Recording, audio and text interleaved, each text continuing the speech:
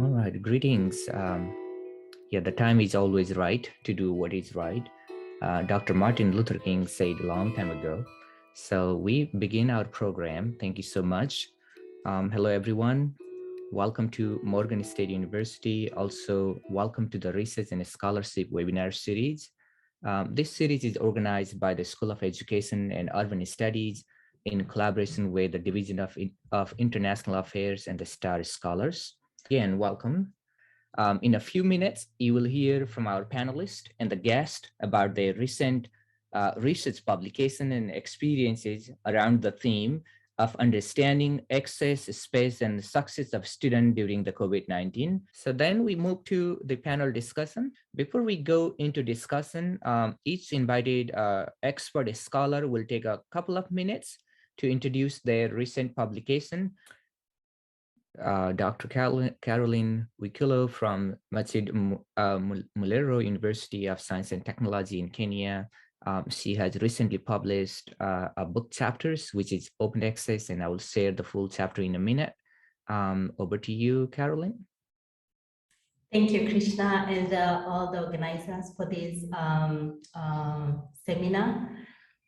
Caroline, like Krishna has said, and recently I published a chapter in the STAR Scholars on COVID-19 crisis and the future of higher education. Actually, in this chapter, my colleague and I, we were looking at how COVID crisis was shaping the future of education. And we saw that some of the effects of COVID-19 were felt immediately, and others had impact and still are having impact even in the future. And so through the book, we focused on key subsections. One of it was focusing on how COVID changed the learning, the transition from online, from face-to-face to online learning, and how that affected the access and succession, as well as the space of the students, as well as of various institutions, putting in mind that not all institutions were well prepared or were well equipped to immediately shift to online learning. We also highlighted some of the challenges that this came with, for instance, the mobility of scholars and some of the international students who are studying far away from their home country or away from their county. We had some lockdown, and this actually affected the students.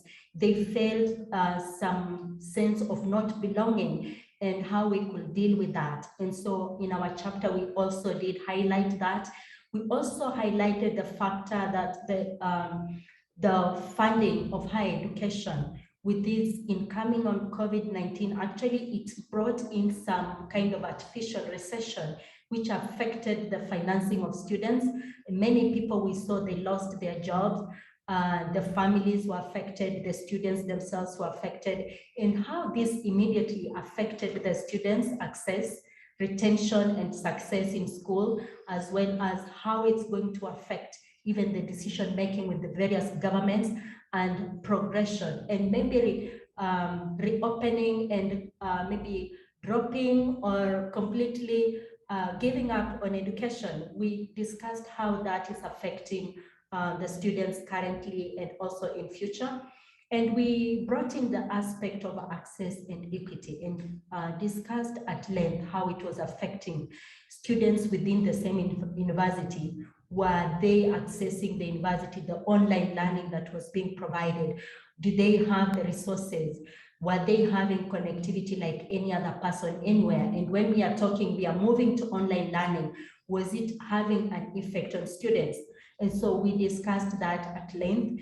Also equity, we saw how COVID-19 just deepened the disparity that does exist within institutions of higher learning, especially between male and female, those who have, those who do not have, those living in urban, those living in rural. It was so apparent, and actually we saw the COVID-19 crisis exacerbating all this.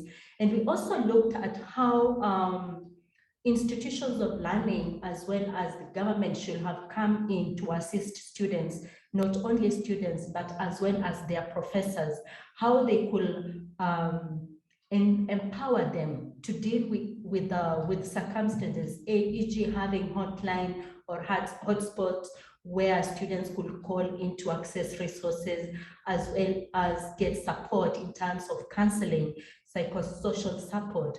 And you know, some of the students were studying far away from home, and they preferred even traveling within that crisis and getting quarantined at home instead of staying abroad and being alone, you know, such like things they played a lot, and we did discuss in our chapter.